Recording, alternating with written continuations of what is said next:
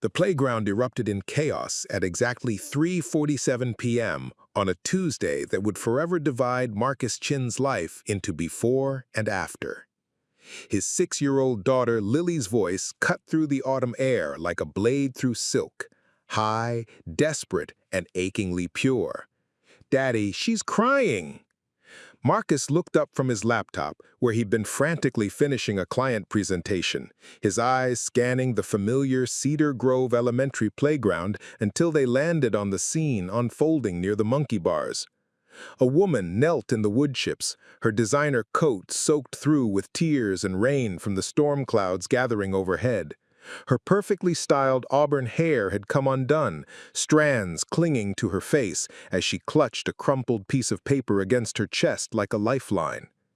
But it wasn't the woman's tears that stopped Marcus's heart. It was the way Lily approached her, not with the cautious distance children usually maintained around crying adults, but with the purposeful stride of someone who recognized pain and refused to let it exist alone. His daughter's small hand, still sticky from the afternoon snack he'd packed in her frozen lunchbox, reached out and touched the stranger's shoulder with a gentleness that seemed impossibly wise for someone who still believed in the tooth fairy. "Are you sad because someone was mean to you?" Lily asked, her voice carrying that particular blend of innocence and fierce protectiveness that never failed to remind Marcus of his late wife, Sarah. The question hung in the air between them, and Marcus found himself holding his breath, waiting for the woman's response. The stranger looked up, and Marcus saw eyes the color of storm clouds, gray-blue and filled with a grief so raw it made his chest ache in recognition. She couldn't have been much older than him, maybe 35, with the kind of polished appearance that spoke of corporate boardrooms and carefully maintained facades. But here, kneeling in playground debris with mascara painting dark rivers down her cheeks, all pretense had been stripped away. "Someone very important to me went away," she whispered, her voice broken glass wrapped in velvet, "and I don't think they're coming back." Lily nodded with the solemn understanding of a child who had learned too young that people could disappear forever. "My mommy went away too," she said simply, "but Daddy says she's still with us in the wind and the stars and sometimes in my dreams. Maybe your person is there too." Marcus felt his throat tighten. 3 years since Sarah's car accident, and Lily still spoke about her mother with a matter-of-fact acceptance that alternately amazed and gutted him. He closed his laptop and walked toward them, his footsteps crunching on the fallen leaves that painted the playground in shades of amber and rust. The woman's eyes met his as he approached, and he saw surprise flicker across her features, surprise at being witnessed in such a vulnerable moment by a stranger. But Lily's small hand was still resting on her shoulder, and something about his daughter's unwavering presence seemed to anchor her. "I'm Marcus," he said softly, crouching down to their level, "and this is my daughter Lily. She has a gift for finding people who need kindness." "Elena," she replied, her voice steadier now but still fragile around the edges. "Elena Rodriguez-Matthews. Or just Rodriguez now, I suppose." She laughed, but it came out hollow and bitter. "I'm sorry, I shouldn't be falling apart in a children's playground. I didn't know where else to go." The crumpled paper in her hands caught Marcus's attention. Official letterhead visible through her fingers, legal terminology peeking out in crisp black font. Custody papers, he realized with a sinking feeling. He'd seen enough of them during his own brief legal battles with Sarah's parents after the accident. "My son Diego," Elena continued, her voice breaking on his name. "His father took him to Portland 3 months ago for what was supposed to be a 2-week visit with his grandmother. Today, I got these papers. Full custody, claiming I'm an unfit mother because I work too much, because I travel for business, because I don't have family support here." Her grip tightened on the documents. 17 years we've been separated, and now he wants to play Father of the Year. Lily's brow furrowed in concentration, processing this adult pain through the lens of her 6-year-old understanding. "That's not fair," she declared with the fierce justice of childhood. "Mommies and daddies should stay with their kids unless they go to heaven like my mommy did." The simplicity of Lily's moral framework seemed to cut through Elena's despair more effectively than any legal counsel could have. She looked at this small girl with wonder, as if seeing clearly for the first time in months. "You're right," Elena said, her voice gaining strength. "It's not fair at all." The playground around them began to empty as other parents collected their children, the approaching storm driving families toward the warmth and safety of home. But Marcus found himself reluctant to leave. There was something about Elena's story that resonated in the hollow spaces of his own grief, and Lily's immediate connection to the stranger felt significant in a way he couldn't quite name. "Where do you live?" he asked, then quickly clarified when he saw Elena's startled expression. "I mean, do you have somewhere to go? Someone to call? My daughter seems to have adopted you, and I've learned not to argue with her instincts about people." Elena glanced around the empty playground, as if she'd just realized she'd been sitting there for hours. "I have a condo downtown, but it feels so empty now. Everything reminds me of Diego. His soccer cleats by the door, his homework spread across the kitchen table, his guitar propped against the living room wall." She wiped her eyes with the back of her hand. "I was driving around after leaving my lawyer's office, and I saw this playground and just stopped. I used to bring Diego here when he was little, back when things were simpler."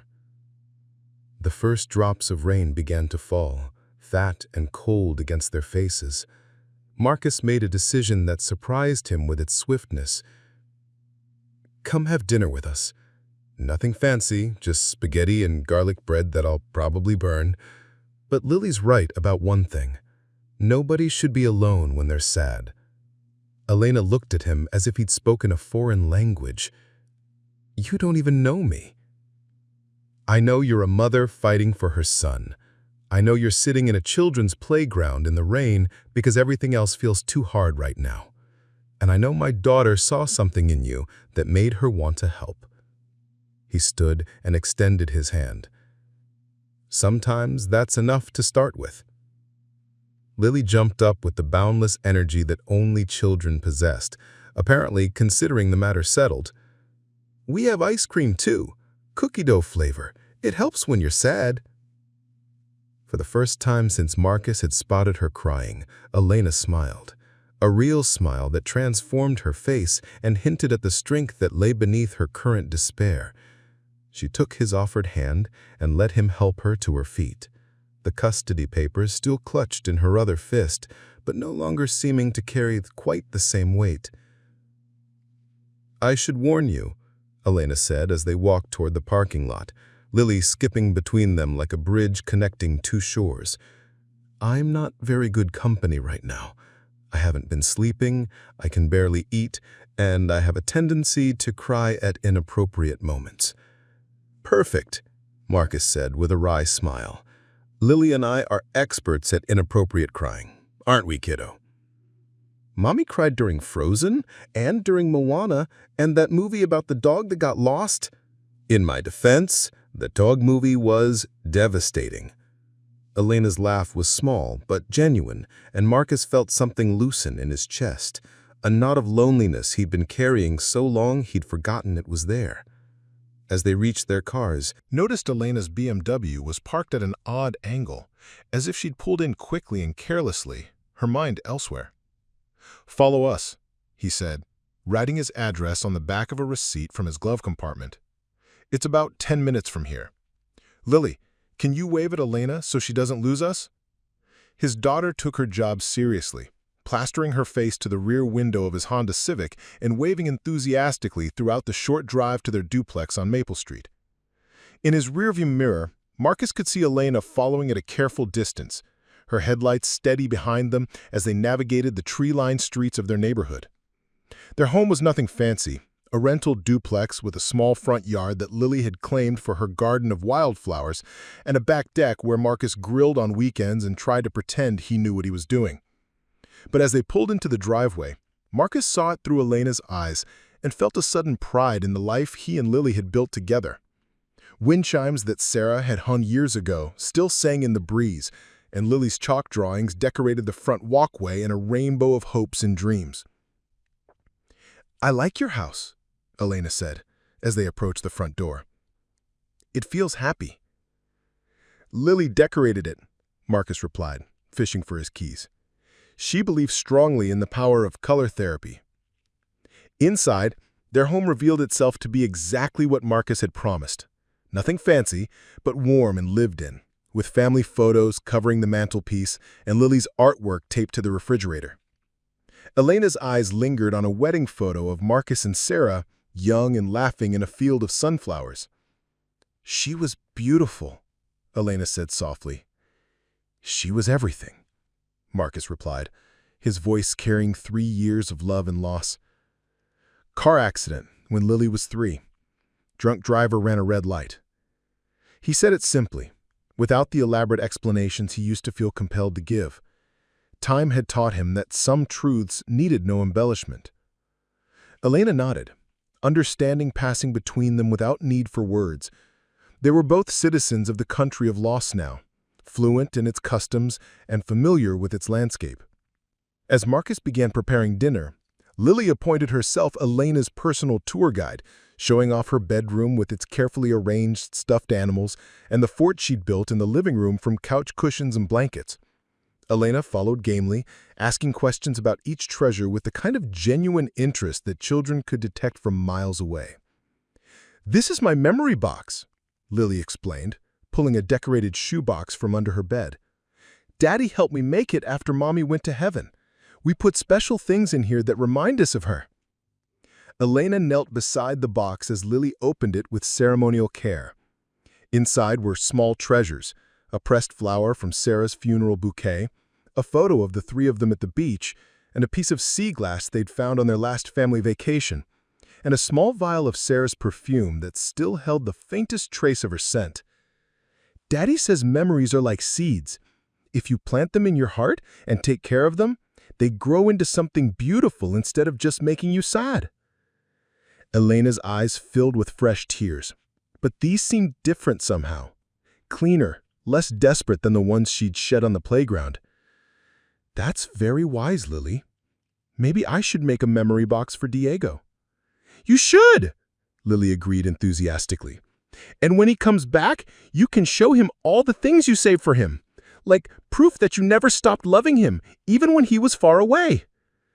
From the kitchen, Marcus paused in his stirring of the pasta sauce, overwhelmed by his daughter's instinctive understanding of love and loss.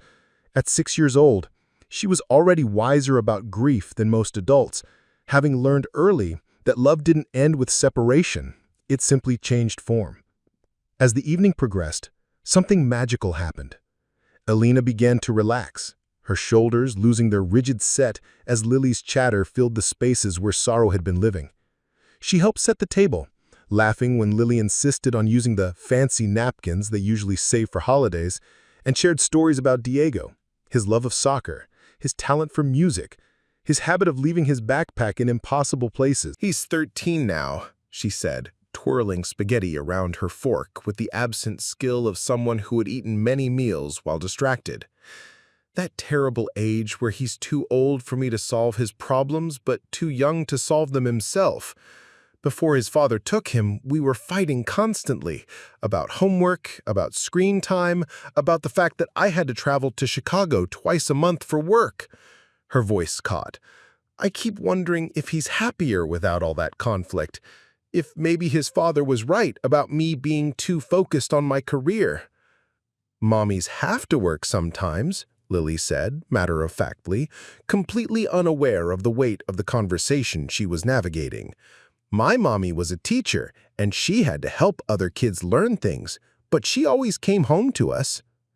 The simplicity of Lily's logic seemed to pierce through Elena's self-doubt more effectively than any reassurance Marcus could have offered. Sometimes children saw truth more clearly because they hadn't yet learned to complicate it with adult fears and assumptions. After dinner, as they sat in the living room with cups of coffee and hot chocolate for Lily, Elena pulled out her phone and showed them pictures of Diego, a lanky teenager with his mother's eyes and an easy smile, caught in candid moments of joy, kicking a soccer ball, strumming his guitar, making faces at the camera with the unself-conscious happiness of childhood. "He looks like you," Marcus observed, and Elena's smile was soft with maternal pride. "He has his father's stubborn streak, though," she said. "Once Ricardo makes up his mind about something, he's immovable. I used to admire that quality when we were married. Now it terrifies me." The custody papers sat on the coffee table between them, no longer crumpled, but still carrying the weight of a future Elena couldn't bear to imagine. Marcus found himself studying the legal language, his mind already working through possibilities and strategies despite having no expertise in family law. "Have you considered fighting this?" he asked gently. Her laugh was hollow. "With what? Ricardo has family money, a stable marriage, and a support system in Portland. I have a demanding career, an empty condo, and a history of putting work before family that he'll use against me in court." She traced the rim of her coffee cup with one finger. "Maybe he's right. Maybe Diego is better off with him." "That's not what you believe," Marcus said with quiet certainty. "If you believed that, you wouldn't be falling apart. You wouldn't have spent the afternoon crying in a playground where you used to take your son." Before Elena could respond, Lily climbed onto the couch between them, her small body warm and solid as she settled against Elena's side. "Can I tell you a secret?" she whispered conspiratorially. Elena nodded, her arm automatically encircling Lily's shoulders. "Sometimes I pretend my mommy is still here. I have tea parties with her invisible self and tell her about my day. Daddy doesn't know, but I think he does the same thing sometimes too. I hear him talking to her picture when he thinks I'm asleep."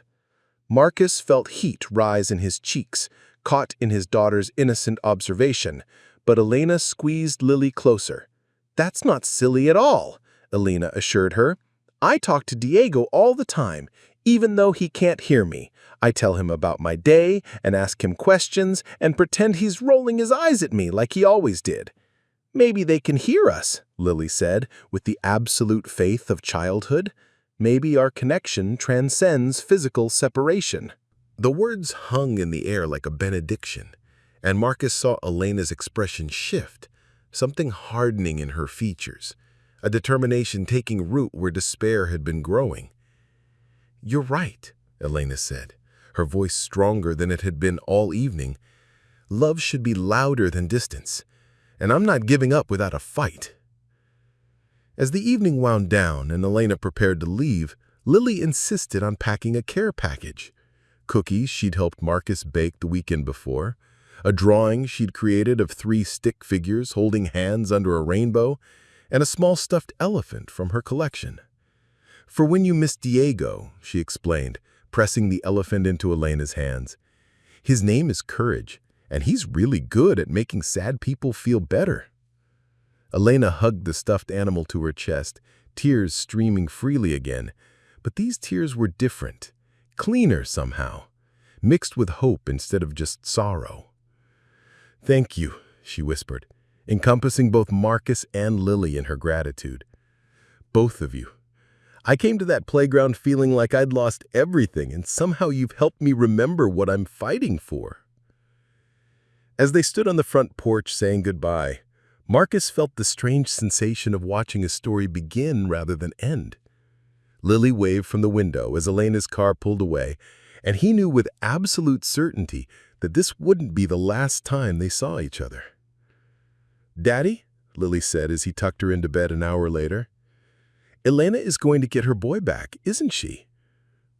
Marcus smoothed his daughter's dark hair, so like Sarah's, and considered his answer carefully. "I don't know, sweetheart, but I think she's going to try very hard." "Good," Lily said with satisfaction. "Mommies and their babies should be together. It's the most important rule in the whole world." As Marcus turned off her bedroom light and closed the door, he found himself hoping that the universe was listening to his daughter's unwavering faith in the power of love to overcome impossible odds. Because Elena Rodriguez was going to need all the help she could get.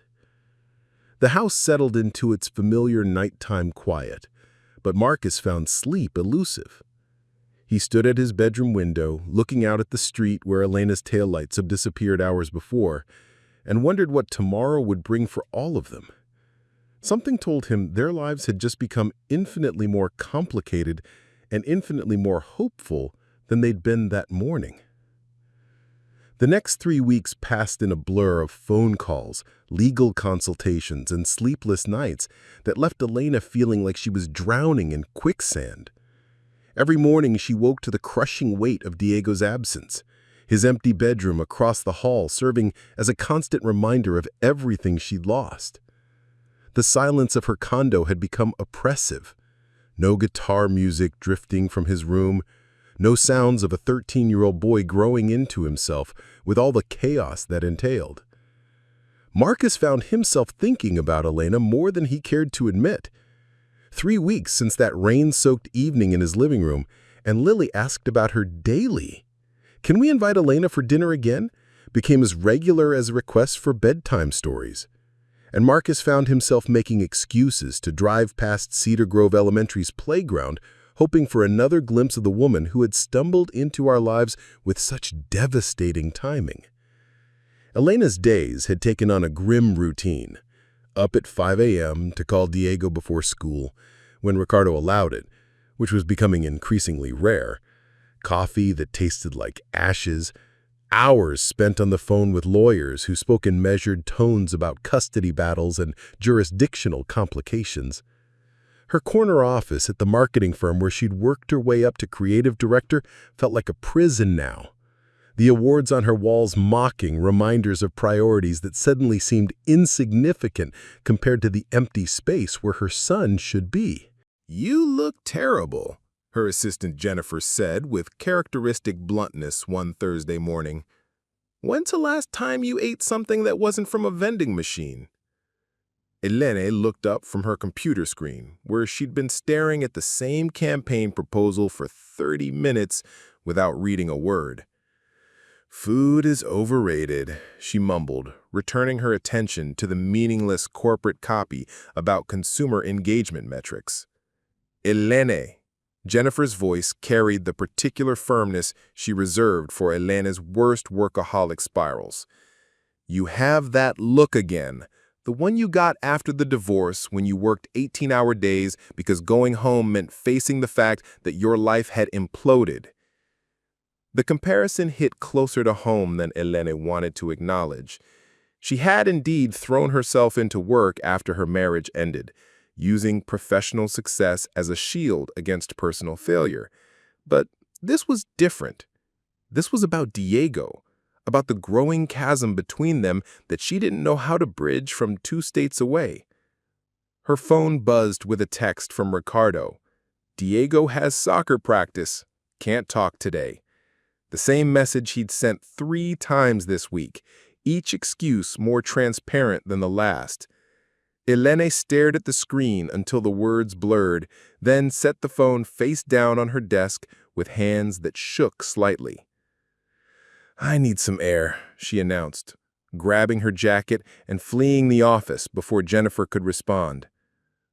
She found herself driving without destination, muscle memory guiding her through Seattle's familiar streets while her mind replayed every conversation with Diego over the past month. Their last real talk had been stilted, awkward, with her son's voice carrying a new distance that cut deeper than any legal document could. "How's school?" she'd asked. "Fine." "Are you making friends?" "Yeah." "Your father says you joined the soccer team. That's wonderful, mijo." "I guess." The monosyllabic responses were so unlike the Diego she knew.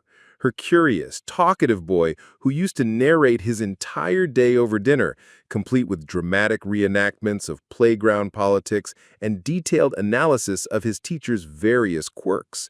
This new version of her son felt like talking to a stranger, and the worst part was that she couldn't tell if the distance was his choice or his father's influence. Without consciously deciding to do so, Elena found herself parked outside Cedar Grove Elementary. The playground sat empty in the afternoon sun, school still in session, but she could almost see the ghost of herself 3 weeks ago, broken and desperate, kneeling in the wood chips until a 6-year-old girl with infinite wisdom had reminded her what love looked like in action. Her phone rang, and Marcus's name appeared on the screen.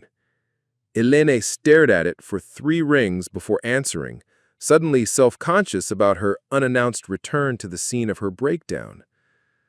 "Are you sitting in your car outside Lily's school like some kind of educational stalker?" Marcus's voice carried gentle teasing, and despite everything, Elena found herself smiling. "I prefer the term contemplative observer of child-led development," she replied, spotting his Honda Civic pulling into the parking lot. "How did you know I was here?" "Lily has been lobbying for another dinner invitation for weeks, and I may have mentioned that you've been on my mind. Jennifer from your office called me. Apparently, you gave her my number as an emergency contact?" Elena's cheeks warmed. In a moment of exhausted vulnerability after one particularly brutal day of legal consultations, she'd updated her emergency contacts, adding Marcus without really thinking about the implications. "I should have asked first. I'm sorry, I wasn't thinking clearly." "Don't apologize. I'm honored to be on the list." Marcus parked beside her car and got out, approaching her window with the easy confidence she'd found so reassuring that first night. "But Jennifer is worried about you. She says you're not eating, not sleeping, and you've been having heated phone arguments with someone named Ricardo in your office." "Heated is a generous term for what those conversations have become," Elena said, rolling down her window. "More like me begging and him explaining why I'm an unfit mother in increasingly creative ways." Lily's face appeared at Marcus's side, bright with excitement at this unexpected reunion. "Elena, are you here to pick me up from school too?" The pure joy in the child's voice made Elena's chest ache. This was what she was missing with Diego, these spontaneous moments of connection, the daily rhythms of family life that she'd taken for granted until they were gone. "I was just thinking," Elena said, stepping out of her car to properly greet them, "about that day we met here, about what you said about memories being like seeds. Did you make a memory box for Diego?" Lily asked eagerly. Elena nodded, pulling out her phone to show them photos of the shadow box she'd created, a collection of ticket stubs from movies they'd seen together, photos from various soccer games, a guitar pick from his first lesson, and a handwritten note he'd left on her pillow after a particularly bad fight, apologizing for being moody and weird. "It's beautiful," Marcus said, scrolling through the images. "But you look exhausted, Elena. When's the last time you had a real meal or 8 hours of sleep?" The concerned way he studied her face made Elena suddenly aware of how she must appear. Dark circles under her eyes, clothes that hung loose from stress-induced weight loss, the general appearance of someone barely holding herself together. "Sleep is overrated when your child is in another state with a father who's systematically poisoning him against you," she said, attempting lightness but failing to hide the bitterness in her voice. Lily's small hand slipped into Elena's, and the simple contact was grounding in a way that surprised her. "My daddy doesn't sleep good either sometimes. He has bad dreams about the accident, but ice cream helps." "Ice cream helps everything," Marcus agreed solemnly. "It's scientifically proven. Want to come back to our place? I was planning to make grilled cheese sandwiches for dinner, and Lily insists they taste better with company." Elena found herself nodding before her rational mind could list all the reasons why becoming more entangled with this family was a bad idea. She was already too dependent on their kindness, too grateful for the way Lily's innocent wisdom cut through her despair like sunlight through storm clouds. As they drove to the duplex, Elena called in sick to work, a first in her 15-year career. The lie came easier than expected, perhaps because it wasn't entirely untrue. She was sick, just not in any way that medical leave could address. Marcus's home felt different in the afternoon light, warmer somehow, with dust motes dancing in the sunbeams that streamed through the living room windows. Family photos told the story of their life. Marcus and Sarah as young newlyweds, the three of them during Sarah's pregnancy, baby Lily's first steps, birthdays and holidays, and ordinary moments elevated to treasure by the knowledge that they were finite. "Tell me about her," Elena said, studying a photo of Sarah laughing in a hospital bed, newborn Lily cradled against her chest. Marcus followed her gaze, his expression softening. She was a second-grade teacher, could make anyone laugh, even the most serious adults. She used to say that Lily got her sense of justice from me and her ability to find joy in small things from her. He paused, touching the frame lightly. "She would have liked you. She had a soft spot for fighters." "I don't feel much like a fighter lately," Elena admitted. "More like someone who's drowning and pretending to swim." "Same thing sometimes," Marcus replied. "The trick is to keep moving, even when you can't see the surface." Lily had disappeared into her room and returned with an armload of board games, apparently having decided that Elena needed entertainment therapy. They spent the afternoon playing Candyland and Go Fish while sharing stories about their children. Marcus's pride and Lily's fierce empathy, an unwavering moral compass. Elena's memories of Diego's early obsession with dinosaurs that had evolved into a love of music and soccer. "He used to wake up at 6 a.m. to practice guitar before school," Elena said, moving her game piece around the Candyland board. "Not because I made him, but because he said the house was quiet then and he could hear the music better.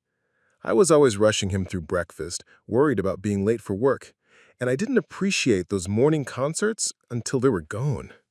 "Guilt is a luxury you can't afford right now," Marcus said gently.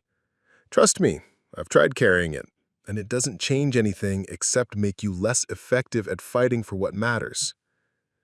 As evening approached, Elena found herself helping Marcus prepare dinner, the conversation flowing with the easy rhythm of people who'd known each other much longer than 3 weeks. Lily chattered about her day, her teacher's new haircut, the boy in her class who'd brought a pet tarantula for show and tell, the intricate social dynamics of first-grade friendships. Miss Rodriguez called and asked about having career day next month. Marcus and Elena exchanged glances, both noting the assumption inherent in Lily's request that Elena was somehow part of their family unit now, someone who might naturally participate in school events and parent volunteers. "What would you want me to tell them about?" Elena asked, playing along with the fantasy. "About how you help companies tell their stories," Lily said matter-of-factly. "Daddy explained what marketing means. You help people understand why things are important." The simple description hit Elena unexpectedly hard. She'd spent years crafting campaigns for products and services, but she'd never thought of her work in such fundamental terms, helping people understand why things are important.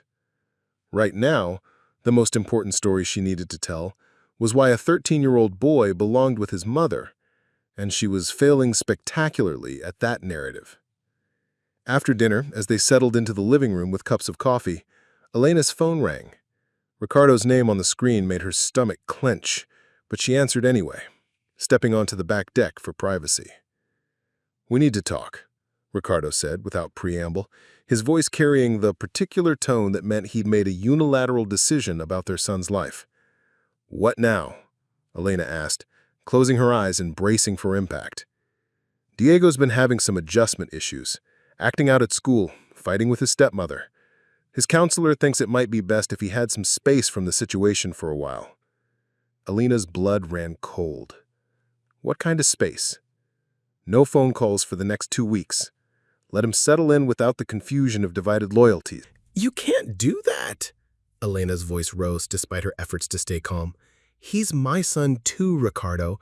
You can't just cut off contact because it's convenient for you.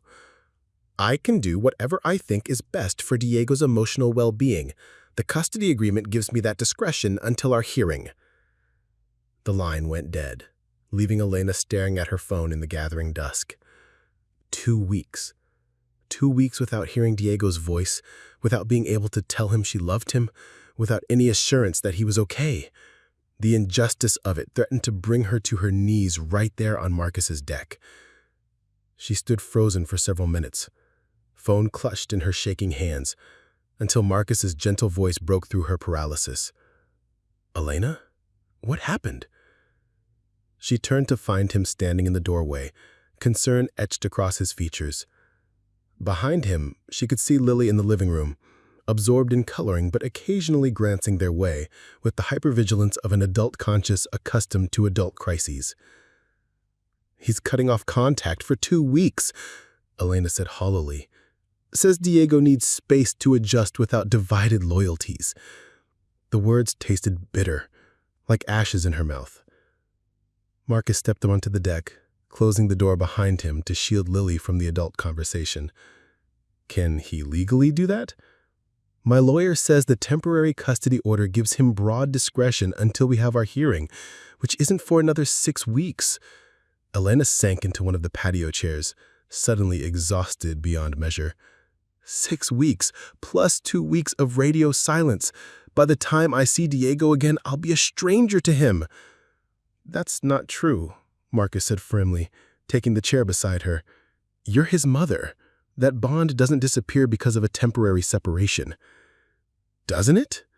Elena asked, looking up at the stars that were just beginning to appear in the darkening sky. "He's 13, Marcus.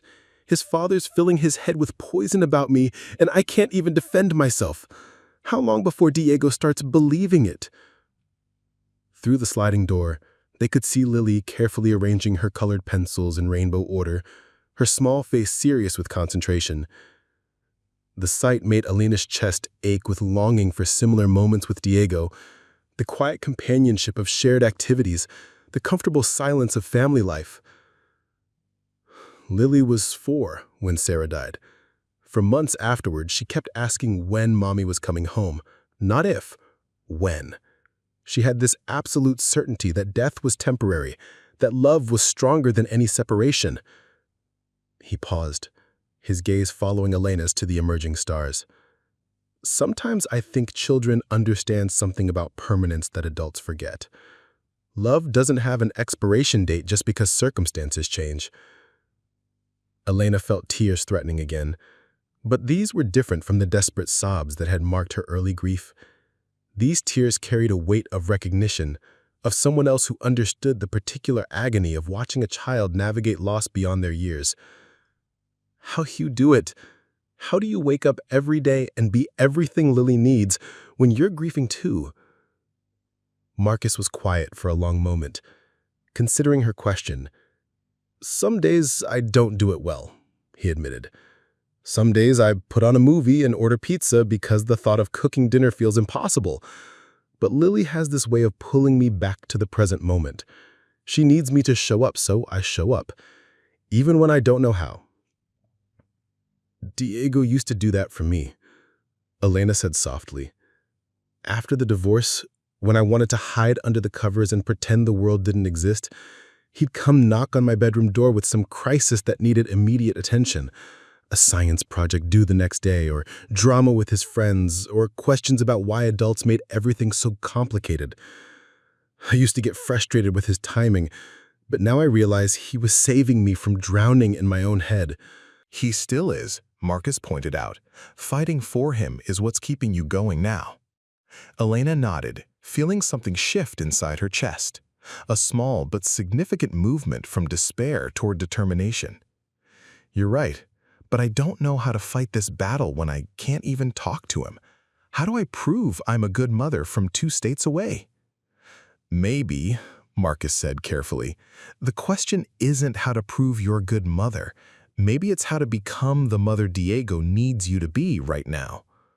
The words hung between them in the cooling evening air, and Elena found herself turning them over like stones in her hand, examining their weight and texture.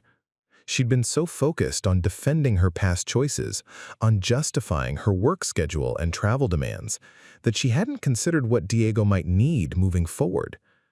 "I don't know who that is anymore," she admitted. "I built my identity around being successful at work because it was the one thing I could control. After the divorce, after Ricardo left us, Proving I could provide for Diego financially felt like the most important thing I could do. But somewhere along the way, I think I forgot how to just be his mom. Lily's face appeared at the sliding door, pressed against the glass like a curious cat. She knocked gently and pointed at her empty hot chocolate mug, her meaning clear even through the barrier. "Duty calls," Marcus said with a gentle smile, standing to tend to his daughter's needs. "But, Elena, you didn't forget how to be Diego's mom. You just got scared and buried that part of yourself under work and worry. It's still there." As Marcus disappeared inside to make Lily's bedtime hot chocolate, Elena remained on the deck, watching the stars emerge in their ancient patterns.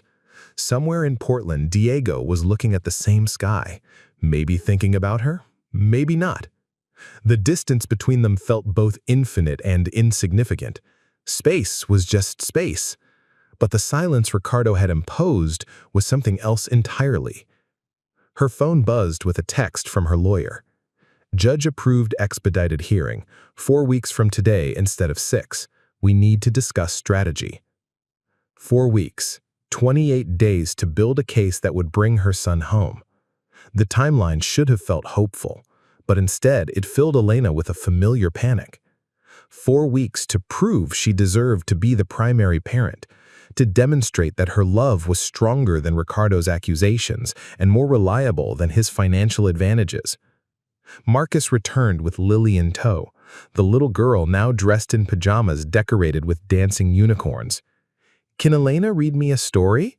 Lily asked, with the hopeful expression of a child who'd learned that adults in crisis were often susceptible to requests that provided comfort to both parties. "If Elena doesn't mind," Marcus said, looking to her with raised eyebrows. Elena found herself nodding, following Lily to her bedroom with its carefully organized chaos of stuffed animals and picture books. The reading ritual was soothing in its simplicity. Lily curled against her side, small, warm body, relaxed and trusting, while Elena read about a brave little mouse who learned that being small didn't mean being powerless. "Are you brave like the mouse?" Lily asked as Elena closed the book. "I'm trying to be," I replied honestly. "Good," Lily said with satisfaction, "because mice are very good at finding their way through mazes, even when the maze is really, really hard." After Lily was settled for the night, Elena and Marcus returned to the living room, where the evening took on the comfortable rhythm of old friends. Elena found herself talking about Diego in ways she hadn't in months. Not just the current crisis, but the joy of watching him grow from a curious toddler into a thoughtful teenager with strong opinions about social justice and an inexplicable ability to make friends with anyone. "He gets that from you. The way you connected with Lily that first day, that's not something you can fake. Children know instinctively who they can trust." "Diego used to trust me completely," Elena said, curling her legs under her on the couch. "When he was little, I was his whole world. If he got hurt, he ran to me. If he was scared, I was the one who could make it better. Somewhere along the way, I became the source of stress instead of comfort." "Growing up is hard," Marcus said simply. 13-year-olds are supposed to push against their parents. It's how they figure out who they are, separate from us. That doesn't mean the foundation you built isn't still there." Elena's phone buzzed again, this time with a notification from Diego's school portal. His grades had been posted, and she found herself scrolling through his assignments with the hunger of someone starved for connection. Math, B+. English, A-. History, C, missing assignment, noted. Science, A. The familiar patterns of her academically capable but occasionally scattered son felt like finding pieces of herself scattered across the internet.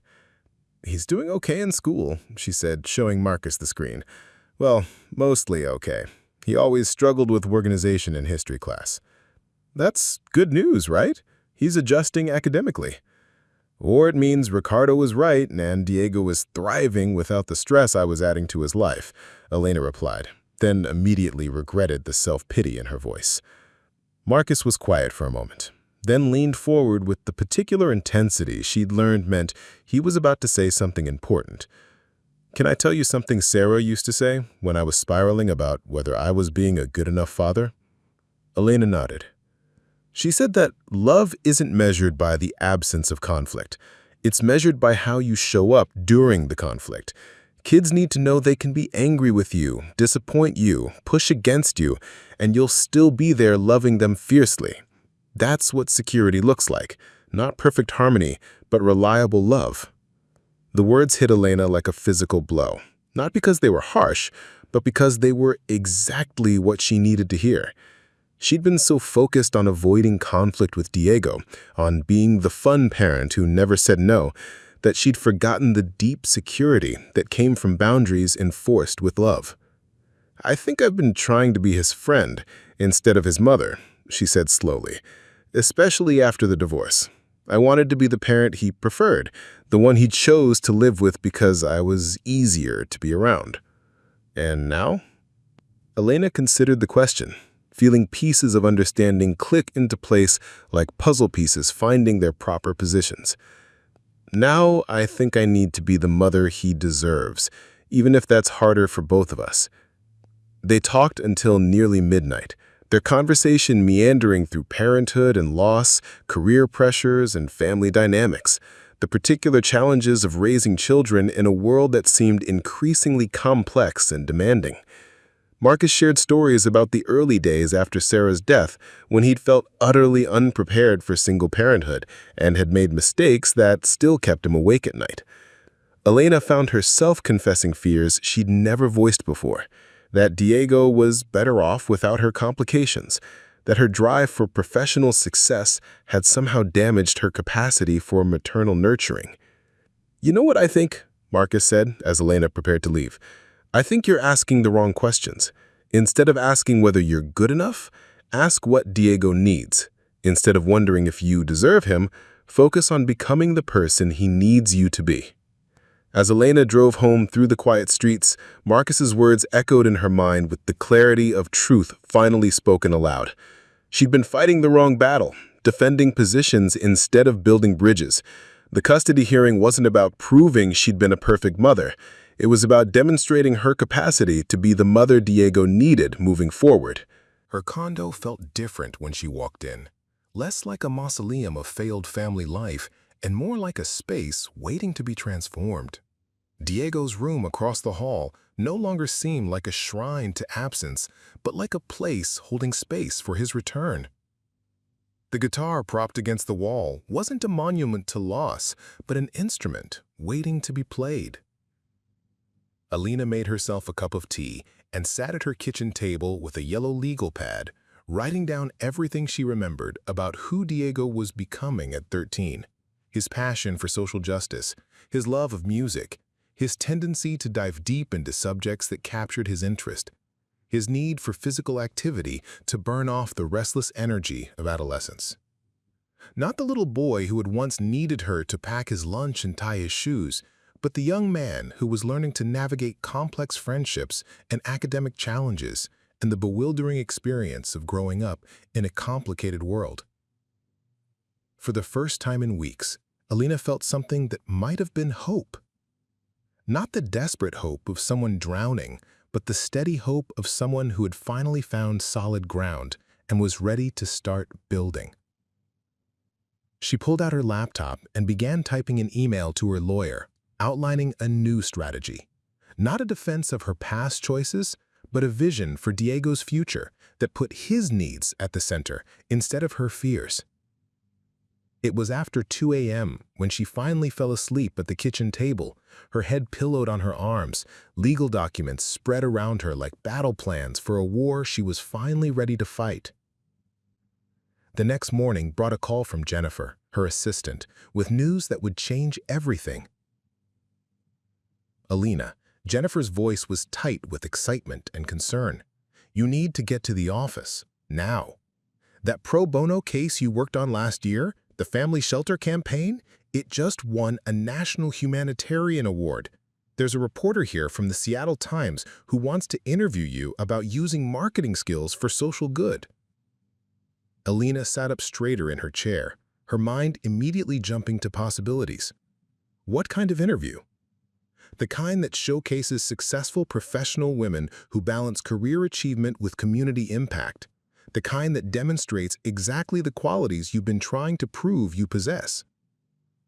As Elena rushed to get ready for what could be the most important interview of her life, she thought about timing and providence and the strange way the universe sometimes aligned to offer exactly what was needed precisely when hope seemed most impossible. Maybe Lily was right about love being louder than distance. Maybe some battles were won not through force, but through persistence. Not through perfection, but through the willingness to keep showing up, even when the outcome was uncertain. She caught a glimpse of herself in the bathroom mirror and paused, seeing not the broken woman who had collapsed in the playground 3 weeks ago, but someone who was learning to fight more strategically. Someone who was discovering that the strongest love sometimes looked like transformation. The Seattle Times article appeared on the front page of the local section 3 days later, accompanied by a photo of Elena in her office surrounded by awards and campaign materials. The headline read, "Marketing Executive Uses Professional Skills to Fight for Families in Crisis." The timing couldn't have been more perfect or more complicated. Elena's phone rang at 6:47 a.m., jolting her from the first decent night's sleep she'd had in weeks. Ricardo's number flashed on the screen, and her stomach immediately knotted. "Interesting reading this morning," he said without preamble, his voice carrying the particular coldness he reserved for what he considered her most egregious offenses. "Diego saw the article. He's asking questions." Elena's heart leapt. "He's asking questions? What kind of questions? Can I talk to him?" "You can explain to a judge why you're using our son's situation for publicity. This looks exactly like the kind of manipulative behavior I've been telling my lawyer about." The accusation hit like a physical blow. "This has nothing to do with our custody case, Ricardo. The reporter contacted me about work I did last year, long before any of this started." Convenient timing, though. Right before our hearing, a puff piece about what a wonderful advocate you are for families. His laugh was bitter. "You always were good at spinning narratives to make yourself look better." Elena closed her eyes, counting to 10 before responding. Getting drawn into Ricardo's provocations would only give him ammunition. What did Diego ask about?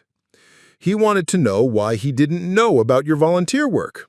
Why you never told him about the family shelter campaign or the anti-trafficking awareness project. I had to explain that apparently your public image as a caring professional is more important than actually being present for your own family. The words were designed to wound, and they succeeded. Elena had indeed never talked to Diego about her pro bono work, partly because she'd been careful to separate her professional and personal lives, and partly because she'd been afraid he'd see it as another example of her putting work before family. "I want to talk to him," Elena said firmly. "You can't keep using him as a weapon in this fight. I'm protecting him from your manipulation. 2 weeks of no contact, remember? 5 more days." The line went dead, leaving Elena staring at the newspaper article that should have felt like a victory, but now seemed like evidence of her own inadequacy. She'd spent years building professional credibility while apparently failing to show Diego who she really was beneath the career achievements. Her doorbell rang at 8 a.m., and Elena opened it to find Marcus standing on her doorstep with 2 cups of coffee and an expression of barely contained excitement. "Did you see the Times?" he asked, pushing past her into the condo. "Elena, this is huge. This article makes you look exactly like the kind of parent any judge would want to see. Someone who uses her skills to help families. Someone who cares about community impact beyond just personal success." Elena sank onto her couch, still in her pajamas, and accepted the coffee gratefully.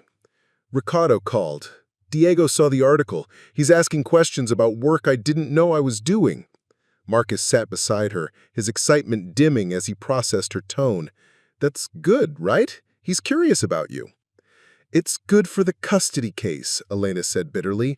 "It's terrible for my relationship with my son. Apparently, I've been hiding who I am from the most important person in my life." Or Marcus said gently. "You've been so focused on providing for him that you forgot to let him see the full picture of who his mother is." Elena's phone buzzed with a text from her lawyer. "Article is excellent evidence. Can we get testimonials from shelter families, character witnesses who can speak to your community involvement?" The suggestion should have energized her, but instead it made Elena feel sick. Using vulnerable families as props in her custody battle seemed like exactly the kind of exploitation Ricardo was accusing her of. "I can't do this," she said, showing Marcus the text. "I can't turn my volunteer work into a legal strategy. Those families trusted me to tell their stories, to raise awareness, not to win my son back." Marcus read the message, his brow furrowing as he considered her dilemma. What if it's not about using them? What if it's about letting the judge see who you really are? Before Elena could respond, her phone rang again. This time, the caller ID showed a number she didn't recognize with a Portland area code. Her heart stopped. "Mom?" Diego's voice was small, tentative, nothing like the confident teenager she'd been missing for weeks. Elena's hands shook as she pressed the phone to her ear. Diego? Mijo, how are you? Are you okay? I saw the newspaper thing online. Dad said you were trying to make yourself look good for the court case, but he paused, and Elena could hear the confusion in his silence. Mom, why didn't you tell me about the shelter project, about helping those families? Elena's throat tightened. Across from her, Marcus leaned forward, his expression intense with understanding of this moment's importance. I should have told you, Elena said carefully, aware that Ricardo was probably listening to every word. I was trying to keep work separate from family time, but I realize now that was a mistake. That work is part of who I am, and you deserve to know. The article said you helped raise money for kids whose parents were in danger, and that you did it for free because you believed families should stay together. Diego's voice was gaining strength, becoming more like the thoughtful boy she remembered. Is that true? Yes, it's true. I've been doing pro bono work for family service organizations for 3 years. It started after... Elena paused, realizing she was about to confess something she'd never told anyone. It started after our divorce was finalized.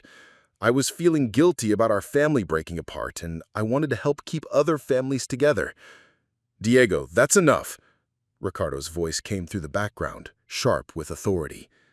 But Dad, I want to ask her about... I said, that's enough. Give me the phone. Elena heard a brief struggle, muffled voices. Then Ricardo was back on the line. This is exactly what I'm talking about. You're manipulating him with emotional appeals instead of being honest about your priorities. My priority is my son, and Diego deserves to know who his mother really is, not just the version of me you've decided to hate.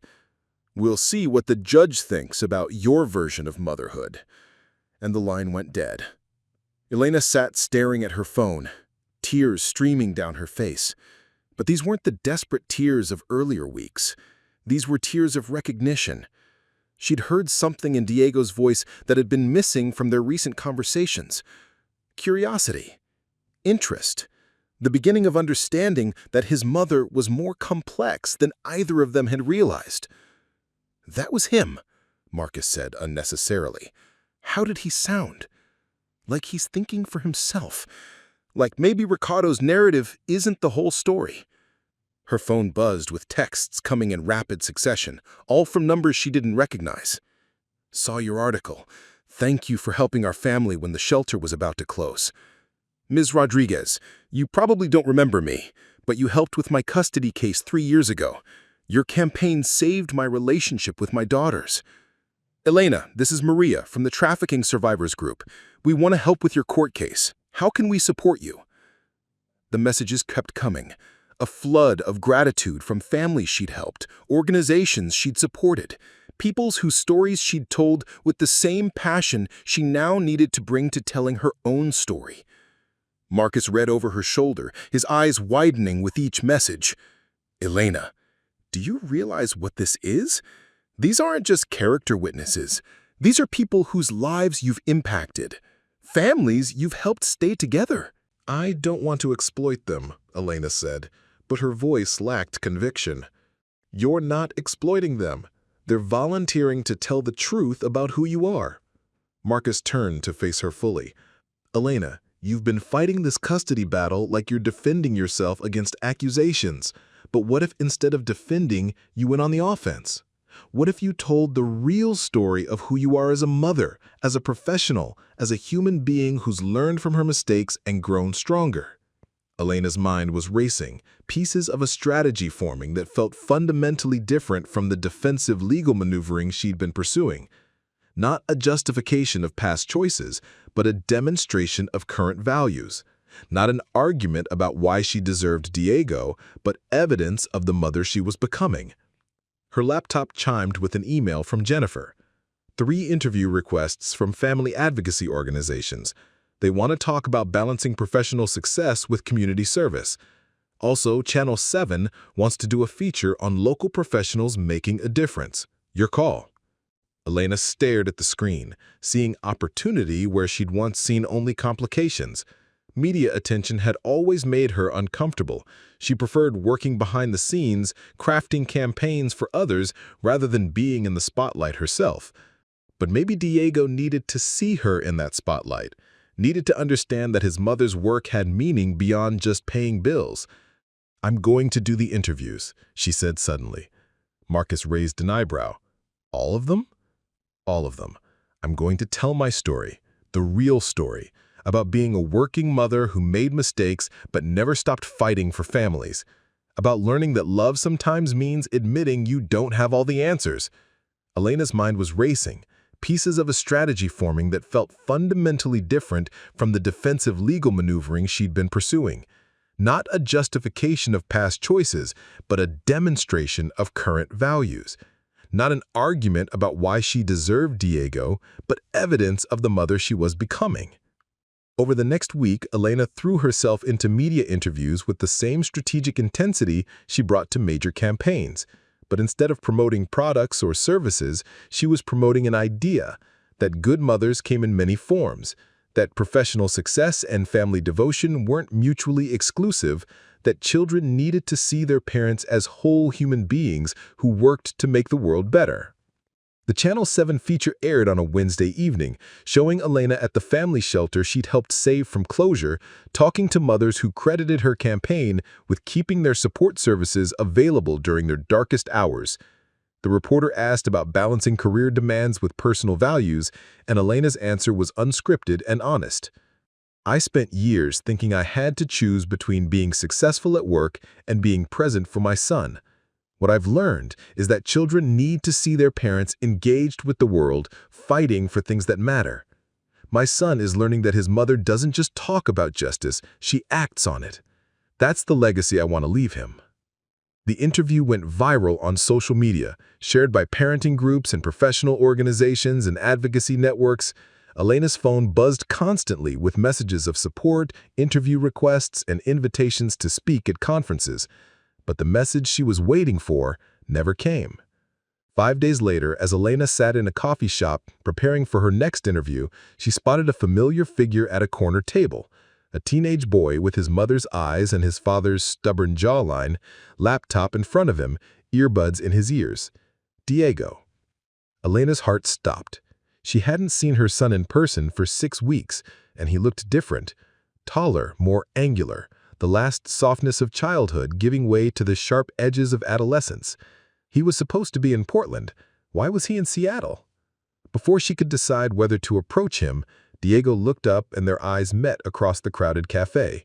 For a moment, neither moved. Then slowly, Diego pulled out his earbuds and closed his laptop. Elena walked toward his table on unsteady legs, her mind racing with questions about why he was here, whether Ricardo knew, what this meant for the custody battle that was consuming both their lives. Hi, Mom, Diego said quietly when she reached his table. Hi, mijo, Elena replied, her voice barely above a whisper. What are you doing here? Diego looked down at his hands, then back up at her with an expression that seemed far too mature for 13. Dad brought me back for the custody hearing.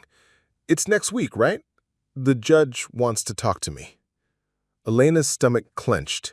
She'd known this moment was coming, the day when Diego would have to choose between his parents in front of a stranger who would decide his future. But seeing him here, so close she could touch him, but so distant in every way that mattered, made the reality hit her like a physical blow. "How do you feel about that?" she asked, sliding into the chair across from him without invitation. Diego shrugged, a gesture so familiar it made Elena's chest ache. "Scared, I guess. Confused? I don't want to hurt anyone's feelings, but..." He paused, choosing his words carefully. "Mom, I've been watching your interviews online. Dad doesn't know." Elena's breath caught. "What do you think?" "I think," Diego said slowly, "that I don't know you as well as I thought I did. The mom in those interviews, the one talking about fighting for families and using her job to help people, she's someone I want to know better." The words were a lifeline thrown to a drowning person. Elena reached across the table and took her son's hands, surprised when he didn't pull away. "I want you to know her too," Elena said. "I want you to know all of me, not just the stressed-out version who was always rushing to work or traveling for clients. I made mistakes, Diego. I prioritized the wrong things sometimes, but I never stopped loving you, and I never stopped trying to be worthy of being your mother." Diego was quiet for a long moment, studying their joined hands. "Dad says you're just putting on a show for the court case, that you're manipulating people to make yourself look good." The accusation stung, but Elena forced herself to consider it honestly. "Do you think that's what I'm doing?" "I don't know," Diego admitted. "But I know you helped that family in the shelter keep their kids. Mrs. Martinez told me her story when I ran into her at the grocery store yesterday. She said you saved her family." He looked up at Elena with eyes that seemed to see too much. "Would you have done that even if it didn't help your court case?" "I did do it before any court case existed. I've been doing work like that for 3 years, Diego. You just didn't know because I was trying to keep my professional life separate from our family time." "Maybe that was the problem," Diego said, with the devastating insight of adolescence. "Maybe I needed to see who you really are, not just who you are as my mom." Elena felt something crack open in her chest, not breaking, but opening, like a flower finally getting enough sunlight to bloom. "You're right. I was so afraid of being judged for working too much that I hid the parts of my work that actually mattered. I was protecting myself instead of being honest with you." They sat in comfortable silence for several minutes, the noise of the coffee shop fading into background noise as mother and son reconnected across weeks of forced separation. Elena studied Diego's face, noting the ways he'd changed and the ways he remained exactly the boy she'd raised. "Can I ask you something?" "Anything." "Are you going to keep doing the shelter work, the family stuff, even after the court case is over?" Elena didn't hesitate. "Yes, it's part of who I am now, part of who I want to be. And if I come back to live with you, would you let me help sometimes? I mean, when I'm old enough?" The question hit Elena like a bolt of lightning. Not if the judge decides, but if I come back. As if Diego was beginning to see this as his choice rather than something being done to him. "I would love your help," Elena said, squeezing his hands. "You have your father's sense of justice and your own unique way of seeing the world. Those families could benefit from your perspective." Diego smiled, the first real smile Elena had seen from him in months. "I've been thinking about what I want to tell the judge, about where I want to live." "And?" "I want to tell her that I love both my parents, but I want to live with the one who's going to help me become the person I want to be, the one who shows me how to use my abilities to help other people." He paused, his expression serious beyond his years. "I think that's you, Mom. but I need to know you're not going to disappear into work again." Elena felt tears threatening, but these were tears of hope rather than despair. "I can't promise I'll never make mistakes, Diego, but I can promise that I've learned from the ones I made, and I can promise that you'll always know who I really am, even the parts of me that aren't perfect." "Nobody's perfect," Diego said, with 13-year-old wisdom. "But some people try harder to be better. I think you're one of those people." Before Elena could respond, her phone buzzed with a call from Ricardo. Diego glanced at the screen and sighed. "I have to go," he said, gathering his things. "Dad thinks I'm at the library working on a history project." "Diego, wait!" Elena stood as he did, suddenly desperate not to let this moment end. "I love you. No matter what happens next week, no matter what the judge decides, I love you more than any job or any achievement or any version of success. You're the most important thing in my life." Diego looked at her for a long moment, then stepped forward and hugged her, the first time he'd initiated physical contact in months. He was taller than she remembered, his embrace strong and sure. "I love you too, Mom, and I'm proud of the work you do, even if I didn't always know about it." Elena watched him walk away, her heart full of something that felt like possibility. For the first time in weeks, she believed they might find their way back to each other. The custody hearing would still be difficult, the legal battles complex, but something fundamental had shifted. Diego was thinking for himself, asking the right questions, beginning to see his parents as complex human beings rather than opposing forces in his life. As Elena drove home, she thought about the strange alchemy of crisis and opportunity, the way sometimes losing everything was the only path to finding what really mattered. She'd spent years building a successful career while accidentally hiding from her son the very qualities that made her proudest of herself. Now forced to fight for her right to be his mother, she'd finally shown him who she really was. Her phone rang as she pulled into her driveway. Marcus's name on the screen. "How did the interview go?" "The interview was fine, but something much more important happened. I saw Diego." She told him about the coffee shop encounter, Diego's questions, his growing independence from Ricardo's narrative. Marcus listened without interrupting, and he could hear the smile in his voice when she finished. "He's figuring it out," Marcus said. "Kids are smart, Elena. They can see through manipulation when they're given enough information to think for themselves." "He said he's proud of my work," Elena said, the words still feeling surreal. 3 years of volunteer work, and I was so afraid he'd see it as another example of me choosing career over family. Instead, he sees it as evidence of who I really am." "Because it is evidence of who you really are," Marcus replied. "You've just been afraid to let anyone see it." That night, Elena couldn't sleep. Not from anxiety this time, but from a restless energy that felt like hope taking root. She found herself in Diego's room, sitting on his bed and looking at the pictures on his desk. Soccer team photos, family vacation snapshots, a selfie they'd taken together at his school science fair just before everything fell apart. Tomorrow would bring new challenges. The custody hearing was still ahead, with all its uncertainties and potential heartbreak. Ricardo would continue fighting for Diego with every legal and emotional weapon at his disposal. The media attention could backfire, the judge might not be swayed by character witnesses, and Diego's tentative steps toward reconciliation could crumble under the pressure of choosing between his parents. But tonight, Elena felt something she hadn't experienced in months: peace.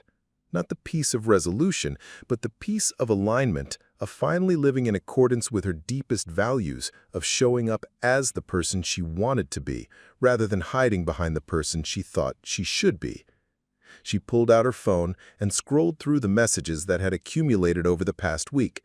Dozens of families offering support, colleagues expressing admiration for her vulnerability in the interviews, strangers sharing their own stories of professional struggles and parental guilt. One message caught her attention, from a woman named Lily Chen, the last name making her think of Marcus and Lily, the family that had become her unexpected anchor in this storm. "Miss Rodriguez, I saw your interview about balancing career and family. I lost my husband 3 years ago and have been struggling with similar questions about how to be enough for my daughter while also pursuing meaningful work. Thank you for showing that we don't have to choose between being good mothers and being whole human beings. Your son is lucky to have you." Elena stared at the message, struck by the synchronicity of the name and the reminder that her story was resonating beyond just her own family crisis. She was inadvertently giving other parents permission to be complex, flawed, striving human beings who love their children while also engaging meaningfully with the world. Maybe that was enough. Maybe showing Diego and herself that love could coexist with ambition, that motherhood could encompass more than just sacrifice, was worth all the legal battles and sleepless nights and moments of crushing doubt. Elena typed back a response. "Thank you for your message. We're all just figuring it out as we go, trying to love our children while also honoring who we are as individuals. I hope you find your path to both." As she hit send, Elena felt a sense of completion that had nothing to do with winning or losing the custody case.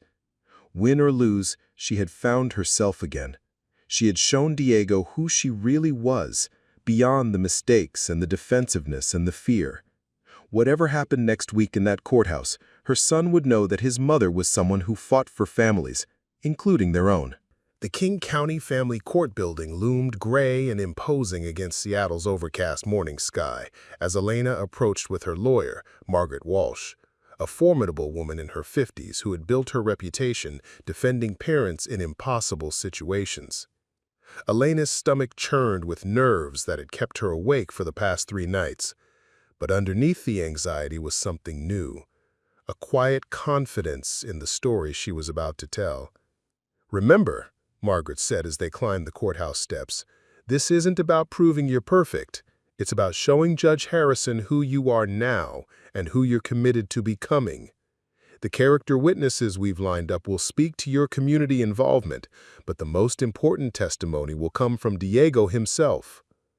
Elena nodded, clutching the folder containing testimonials from 15 families she'd helped through her pro bono work, documentation of her volunteer hours, and copies of the recent media coverage that had positioned her as an advocate for family preservation rather than just a career-focused mother.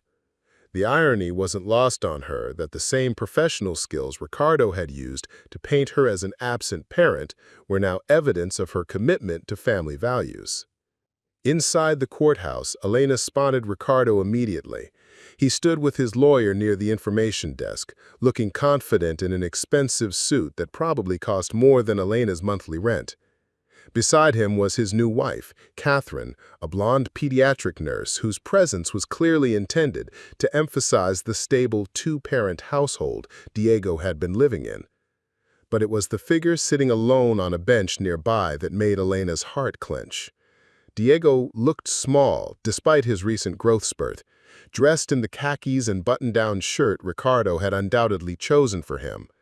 He was staring at his hands, the picture of a teenager who wanted to be anywhere in the world else. "Can I talk to him?" Elena asked Margaret. Brief and public, nothing that could be construed as coaching.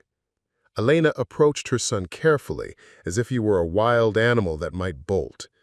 "Hey, mijo. How you feeling?" Diego looked up, and Elena saw a mixture of nervousness and determination in his eyes that reminded her powerfully of herself. "Scared," I admitted, "but also ready, I think. I know what I want to say." Before Elena could respond, Ricardo appeared at her shoulder. "Elena," he said coolly, "I see you brought quite the media circus with you." Elena turned to see what he meant and spotted a small group of reporters near the courthouse entrance, cameras at the ready. Her heart sank. The last thing Diego needed was to see his family crisis turned into a public spectacle. "I didn't invite them," Elena said honestly. "The media attention has been about my advocacy work, not about our family." "Right," Ricardo replied with obvious skepticism. "Just a coincidence that Channel 7 is here on the day of our custody hearing." Judge Patricia Harrison's courtroom was smaller than Elena had expected, with wood paneling that spoke of serious decisions made within these walls. As they took their seats, Elena noticed several familiar faces in the gallery behind her. Maria from the Trafficking Survivors Group, Mrs. Martinez from the Family Shelter, and to her surprise, Marcus and Lily. Marcus caught her eye and offered an encouraging nod, while Lily waved with the innocent enthusiasm of a 6-year-old who didn't fully understand the gravity of the situation, but knew her friend needed support. "Your Honor," Margaret began once court was called to session, "we're here today not to relitigate the past, but to look toward the future. Miss Rodriguez has undergone a profound transformation over the past several months, one that has made her not just a better mother, but a better person. We have extensive documentation of her community service, her professional growth, and most importantly, her renewed commitment to being the parent Diego needs." Ricardo's lawyer, a sharp-faced man named David Cromwell, painted a different picture. "Your Honor, what we're seeing is a calculated public relations campaign designed to rehabilitate Ms. Rodriguez's image just in time for this hearing. The defendant has a long history of prioritizing career advancement over family stability. These recent charity efforts are nothing more than an attempt to manipulate public opinion and influence this court's decision." Elena felt her cheeks burn with anger at the characterization, but Margaret had prepared her for this attack. The character witnesses would speak to the authenticity of her volunteer work, and more importantly, Diego himself would have the final word. Mrs. Martinez was the first witness called. A soft-spoken woman in her 40s, she had tears in her eyes as she described how Elena's fundraising campaign had saved the family shelter where she and her 3 children had found refuge after fleeing an abusive relationship. Ms. Rodriguez didn't just write a check or make some phone calls. She came to the shelter. She listened to our stories. She understood what was at stake. She fought for us like we were her own family. My children have a safe place to live because of her work." Cromwell's cross-examination was brutal. "Isn't it true, Mrs. Martinez, that you were contacted by Ms. Rodriguez's representatives just last week about testifying today?" "I contacted her," Mrs. Martinez replied firmly. "When I saw the newspaper article, I knew I had to help. She saved my family. Now I want to help save hers." The testimony continued with Maria from the anti-trafficking organization, who spoke about Elena's innovative approaches to awareness campaigns that had resulted in 3 successful rescues of minor victims. A family court mediator testified about Elena's volunteer work training other parents in communication strategies during custody disputes. "In 15 years of mediation work, I've rarely seen someone with Ms. Rodriguez's combination of strategic thinking and genuine empathy. She understands that the children's well-being must come first, even when that's painful for the parents involved." But it was the testimony of Dr. James Peterson, Diego's school counselor from Seattle, that provided the most devastating contradiction to Ricardo's narrative. "Diego Rodriguez was one of my most engaged students," Dr. Peterson testified. "He frequently spoke about his mother's work, how proud he was of her professional accomplishments. He never presented as a neglected child or someone who felt abandoned by a working parent. If anything, he seemed to draw strength from his mother's independence and success." "But wasn't Diego's academic performance declining in the months before he moved to Portland?" Cromwell asked. "Diego was struggling with the typical challenges of early adolescence. His grades fluctuated, which is normal for 13-year-olds navigating increased academic demands and social pressures. There was no indication that home life was the source of his difficulties." Elena watched Diego's face during this testimony, seeing his surprise at hearing his own experiences described so differently from the narrative Ricardo had been building. The boy she'd been losing touch with was beginning to remember who he'd been before the custody battle had poisoned everything. When it came time for Diego to testify, Judge Harrison cleared the courtroom of everyone except the lawyers and court personnel. Elena's heart hammered as she watched her son walk to the witness stand, looking young and vulnerable, but also determined in a way that reminded her of the little boy who had once insisted on wearing his Superman costume to preschool, because the world needs more heroes. Through the glass partition, Elena could see Diego speaking earnestly to the judge, his hands moving as he explained something with the animated gestures that meant he was passionate about his subject. She couldn't hear the words, but she could read his body language, the way he sat up straighter when he talked about school, the slight smile when he mentioned something that pleased him, the careful consideration he gave to each question. 45 minutes later, Diego emerged from the closed session looking emotionally drained, but somehow lighter, as if a weight had been lifted from his shoulders. He wouldn't meet either parent's eyes, but Elena saw him nod slightly in Marcus's direction, a small acknowledgement of the man who had somehow become important to both their lives. "We'll recess for lunch," Judge Harrison announced. "I'll render my decision at 2 p.m. The 2 hours that followed were the longest of Elena's life. She couldn't eat, couldn't sit still, couldn't think about anything except the conversation happening in Diego's head as he processed everything that had been said about his life, his family, his future. Marcus and Lily had quietly joined her and Margaret at a coffee shop near the courthouse, providing a buffer against the media representatives who kept approaching with requests for interviews. "How do you think it went?" Elena asked Margaret for the dozenth time. "I think," Margaret replied carefully, "that Diego is a remarkably self-possessed young man who clearly loves both his parents. Judge Harrison has a reputation for listening to children's voices in custody decisions. Whatever Diego told her in there will carry significant weight." Lily had been unusually quiet throughout the morning, but now she tugged on Elena's sleeve with urgent importance. "Elena, can I tell you something?" "Of course, sweetheart." "I think your boy is brave like the mouse in the story. Sometimes being brave means telling the truth, even when it's scary." The simple observation hit Elena with unexpected force. Lily was right. Diego had spent the morning listening to adults argue about his life, then had been asked to speak his own truth to a stranger who would decide his future. Whatever he had said to Judge Harrison, it had required tremendous courage. When they returned to the courtroom, Elena noticed that the media presence had grown. Word of the case had apparently spread, and she recognized reporters from several local outlets. The irony was bitter.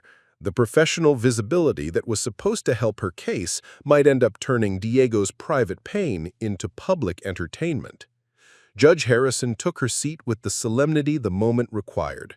She was a woman in her early 60s with silver hair and intelligent eyes that had clearly seen their share of family tragedies. "This case presents the court with a difficult decision," Judge Harrison began. "Both parents clearly love Diego and want what's best for him. Both households can provide material stability and emotional support. The question before the court is not which parent is better, but which living arrangement will best serve Diego's interests as he continues to grow and develop." Elena's heart hammered against her ribs as the judge continued. "The court has considered the testimony of numerous witnesses, the documentation of Mrs. Rodriguez's recent community involvement, and the concerning pattern of Mr. Rodriguez's attempts to limit contact between Diego and his mother. However, the most significant factor in this decision is Diego's own clearly expressed preferences and his mature understanding of his own needs." Elena glanced at Diego, who sat ramrod straight between his parents, staring at the judge with an intensity that spoke to how much this moment meant to him. Diego Rodriguez is a thoughtful, articulate young man who has given considerable thought to what kind of life he wants to build and what kind of person he wants to become. He has expressed to this court that he wants to live with the parent who will support his growing independence while also modeling the values he hopes to embody as an adult. Judge Harrison paused, her gaze moving between Ricardo and Elena.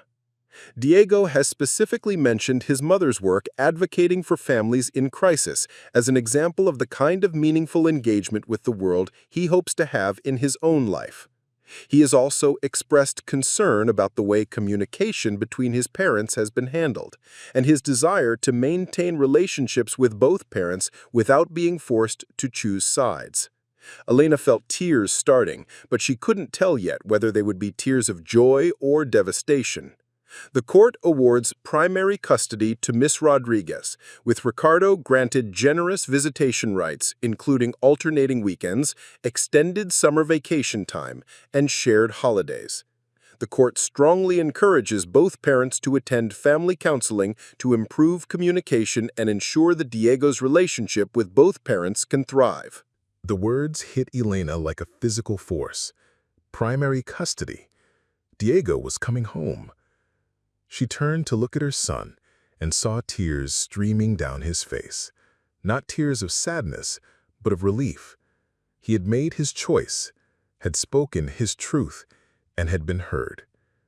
Ricardo's face was a mask of controlled fury, but even he couldn't argue with his son's clearly expressed preferences. Catherine placed a comforting hand on his shoulder, but he shrugged it off with barely contained anger.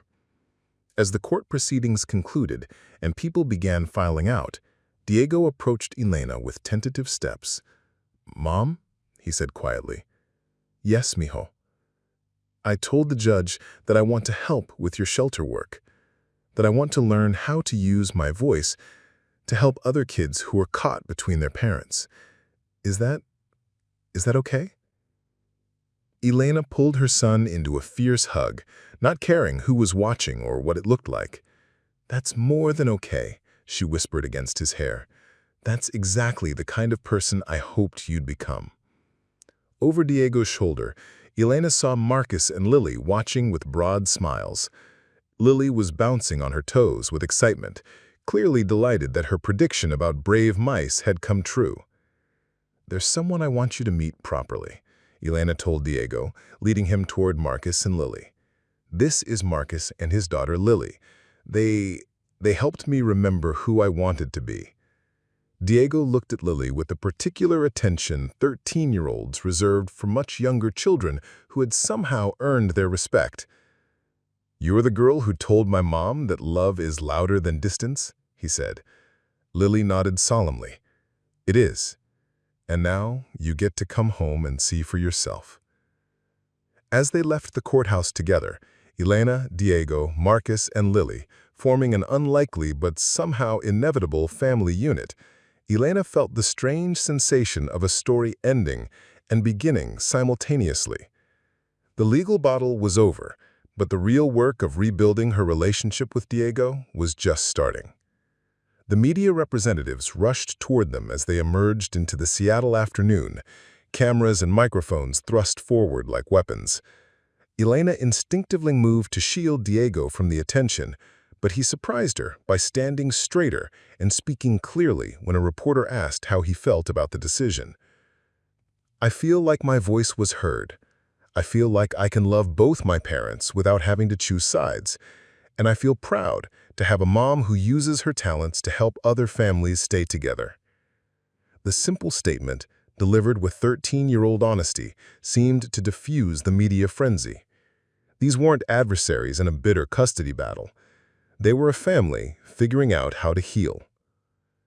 As they walked toward the parking garage, Elena noticed Ricardo standing alone by his car, Catherine having apparently left separately. For a moment, she considered approaching him, trying to bridge the chasm that had opened between them. But Margaret caught her arm. "Give him time," Margaret advised quietly. "He's hurting right now. Let him process the decision before you try to co-parent." Elena nodded, understanding that Ricardo's anger was rooted in loss, not just the loss of primary custody. Narrative had been thoroughly dismantled today, leaving him to confront the possibility that his own actions had driven Diego away rather than Elena's failures. "Will Dad be okay?" Diego asked, following Elena's gaze. "He'll be okay," Elena assured him.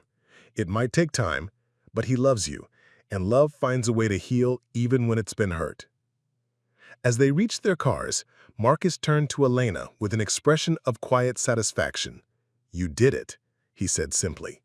"We did it," Elena corrected, encompassing Diego and Lily in her gratitude. All of us together. Lily tugged on Diego's sleeve with the directness that was her trademark. Do you want to come to our house for celebration ice cream? We have cookie dough flavor, and it's very good for happiness. Diego looked to Elena for permission, and she nodded, her heart full of the simple joy of being able to make decisions about her son's life again. I'd like that, Diego said to Lily, but I should warn you, I'm pretty good at board games. I might win. That's okay, Lily replied, with the confidence of someone who had never met a challenge she couldn't handle. I'm good at making people laugh when they lose. As they drove toward Marcus's house, toward home, Elena thought, with wonder, she caught Diego's eye in the rearview mirror. No regrets? About the decision? No. Diego was quiet for a moment, considering. But Mom, I want to understand everything now. Your work, your mistakes, why you made the choices you made. I don't want any more secrets between us. No more secrets, Elena promised. But that means you have to tell me things too, about school, about friends, about how you're feeling, even when it's complicated or uncomfortable. Deal, Diego said, and Elena heard in his voice the beginning of the adult he was becoming, someone who could handle complexity, who understood that love required honesty even when honesty was difficult. Behind them, Seattle's skyline grew smaller in the distance, but Elena felt like she was heading towards something larger than she'd ever imagined, not just the return of her son, but the discovery of who they could become together. A family that was stronger for having been tested, more honest for having been forced to examine their assumptions, more loving for having learned that love was indeed louder than distance. The custody battle was over, but the real story, the story of how two broken families had found each other and helped each other heal, was just beginning. 6 months after the custody hearing, Elena stood in the conference room of the newly opened Rodriguez-Chen Family Advocacy Center, watching Diego demonstrate the peer counseling app he had developed as part of his community service requirement. The irony of the center's name wasn't lost on her. When she had agreed to co-name the facility with Marcus, who had become the center's volunteer coordinator, she'd never imagined how perfectly their partnership would work. The app connects kids whose parents are going through custody battles with teenagers who've been through it themselves. It's not therapy, but it's peer support. Sometimes kids just need to talk to someone who understands what it's like to feel caught in the middle. Elena felt a familiar surge of pride watching her son present his work with the same passion she brought to her most important campaigns. The past 6 months had been a delicate dance of rebuilding trust while allowing Diego the independence he needed to develop his own identity. Some days were harder than others. Teenage attitude combined with the lingering effects of family trauma could create explosive combinations, but they had learned to navigate conflict with honesty instead of avoiding it entirely. The app has already connected over 200 kids in the Pacific Northwest, Marcus added, pulling up usage statistics on his laptop. Diego's idea was brilliant, peer support networks that operate outside the formal legal system, giving children a way to process their experiences without feeling like they're betraying either parent. The presentation concluded to enthusiastic applause, and Elena watched Diego field questions with the poise of someone much older than 14. Ricardo, who had driven down from Portland for the event, looked conflicted, proud of his son, but still processing the reality that Diego's most meaningful work was happening in Elena's world rather than his. The past 6 months had been complicated with Ricardo. The court-mandated family counseling had helped establish better communication patterns, and Ricardo had gradually accepted that Elena's transformation was genuine rather than strategic. He still disagreed with many of her choices, but he no longer actively undermined Diego's relationship with her. Progress, Elena had learned, came in small increments rather than dramatic revelations. "Can I talk to you for a minute?" Ricardo approached Elena as the meeting broke up into smaller conversations.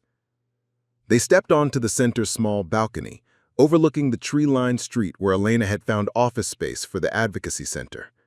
It was a deliberately quiet location, removed from the corporate environment that had once defined her professional life. "He's remarkable," Ricardo said, gesturing toward Diego, who was now showing Lily how the app worked on his phone. The way he talks about social justice, about using technology to help families, I can see you in him, but also something entirely his own. Elena studied Ricardo's face, searching for the criticism that usually accompanied his compliments. But? No but, Ricardo said, surprising her. I wanted to apologize for the way I handled the custody battle, for trying to turn Diego against you, for believing that love was a zero-sum game where one parent's success had to mean the other's failure. The apology was more than Elena had expected, more than she dared hope for. We were both scared, she said carefully. We both made mistakes. I was angry, Ricardo corrected. For years, I was angry that you seemed to have everything figured out, while I was struggling to find my place in Diego's life after the divorce. When Catherine and I got married, I thought having a stable two-parent household would somehow prove I was the better choice. But Diego didn't need me to be better than you.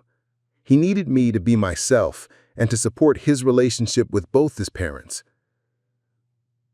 Elena felt something relax in her chest that she hadn't realized she'd been holding tense. Catherine seems good for you, she said, meaning it. Diego talks about her with real affection. She is good for me.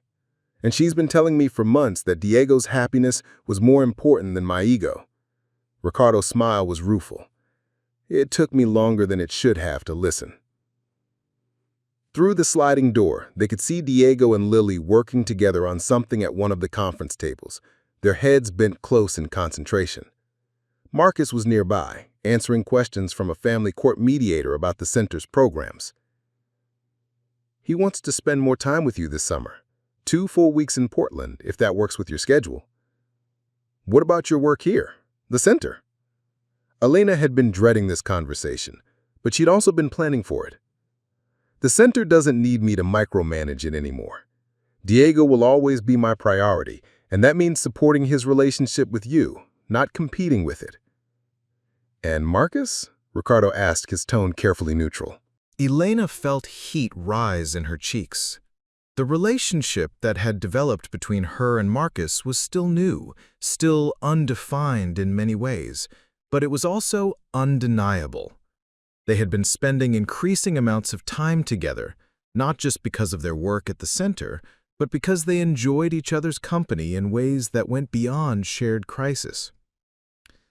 Marcus is important to us, Elena said carefully, to me and to Diego. But that doesn't change Diego's relationship with you. Ricardo nodded slowly. He seems like a good man, and Lily is clearly crazy about Diego. They're like siblings already, Elena agreed, in the best possible way. They argue about everything but would defend each other to the death. As if summoned by their conversation, Lily appeared in the doorway, her face bright with excitement. Elena! Diego taught me how to make the app send heart emojis. Want to see? Elena and Ricardo returned to the conference room, where the afternoon was winding down in the comfortable chaos of successful collaboration. Social workers exchanged contact information, lawyers discussed referring families to the center's programs, and advocates shared stories about cases where peer support had made crucial differences. Margaret Walsh, Elena's lawyer who had become a board member of the center, approached with a folder of documents. The foundation grant came through, she announced. Full funding for the next 3 years plus expansion funds for satellite centers in Tacoma and Spokane. Elena felt her breath catch. The grant application had been a long shot, a proposal to create a network of family advocacy centers that combined professional support services with peer counseling programs. She'd poured months of work into the application, but had tried not to get her hopes up. 3 years of guaranteed funding? Margaret continued. That's enough to hire full-time staff, expand the peer counseling program, and develop the training curriculum for other cities that want to replicate the model. Across the room, Marcus caught Elena's eye and grinned. giving her a thumbs up that made her realize he'd already heard the news. Diego looked up from his conversation with a group of teenagers who had volunteered as beta testers for his app, his face lighting up with understanding of what this funding meant for the work that had become central to both their lives. "We did it," Elena whispered, still processing the magnitude of what they'd accomplished. "You did it," Margaret corrected. "You took a personal crisis and turned it into a resource for hundreds of other families. That's not just resilience, Elena. That's transformation." As the day wound down and people began to leave, Elena found herself alone in the conference room with Marcus, Diego, and Lily. The four of them had fallen into this pattern over the past months, ending their collaborative days with debriefing sessions that were part strategy meeting, part family dinner planning. "So," Marcus said, settling into one of the chairs with the contentment of someone who had found work that aligned with his values. 3-year grant, expanded programs, national attention. How does it feel to be an official social entrepreneur?" "Terrifying and exhilarating. Also surreal. A year ago, I was falling apart in a playground. Now we're running a nationally funded advocacy center." "You were falling apart," Lily corrected with 6-year-old precision. "But you were also being brave. Remember? Like the mouse in the story." Diego laughed, the easy, unself-conscious laugh that Elena had missed during the months of custody battle trauma. "Lily has a point. You were already brave, Mom. You just didn't know it yet." The observation hit Elena with unexpected force. Looking back, she could see that the woman crying in the playground had indeed been brave, not broken, but breaking open, making space for growth that wouldn't have been possible without the crisis that seemed like pure destruction at the time. "Want to know something funny?" Elena said.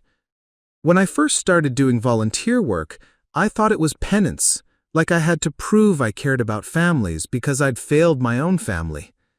But somewhere along the way, it became who I am instead of something I do."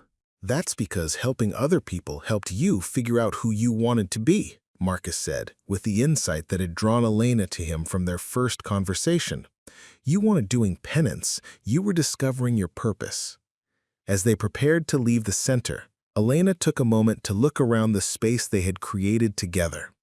The walls were covered with photos from families who had been helped by their programs, artwork from children who had participated in peer counseling groups, and certificates recognizing their innovative approaches to family advocacy.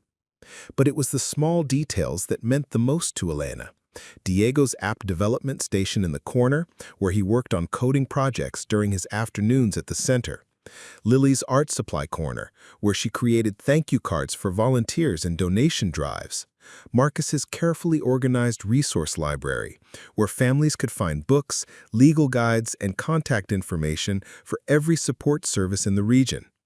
This wasn't just Elena's center, it was their center, a physical manifestation of the chosen family they had become. "Family dinner?" Marcus asked as they locked up the building. "I'm thinking pizza and board games. Diego promised to teach me that strategy game he's been working on." "Can we invite Dad?" Diego asked Elena. "He's staying downtown tonight before driving back to Portland tomorrow." Elena hesitated for just a moment, then nodded. The idea of sharing a meal with Ricardo still felt strange, but Diego was right to want his family, all his family, to spend time together when possible. "I'll text him, but fair warning, Lily cheats at board games and Marcus burns pizza if you distract him while he's cooking."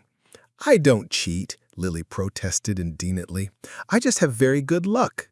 "Suspiciously good luck," Diego teased, swinging Lily up onto his shoulders with the easy affection that had developed between them. "The kind of luck that involves moving pieces when people aren't looking."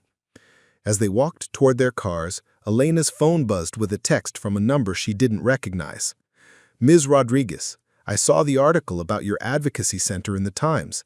My name is Jennifer Martinez, and I'm going through a custody battle right now. My daughter is 12 and caught in the middle. Can you help us?" Elena showed the message to Marcus and Diego, who read it with the immediate understanding of people who had lived through similar pain. "That's why we do this," Diego said simply, "so other kids don't have to feel as alone as I did." "Should I respond now or wait until tomorrow?"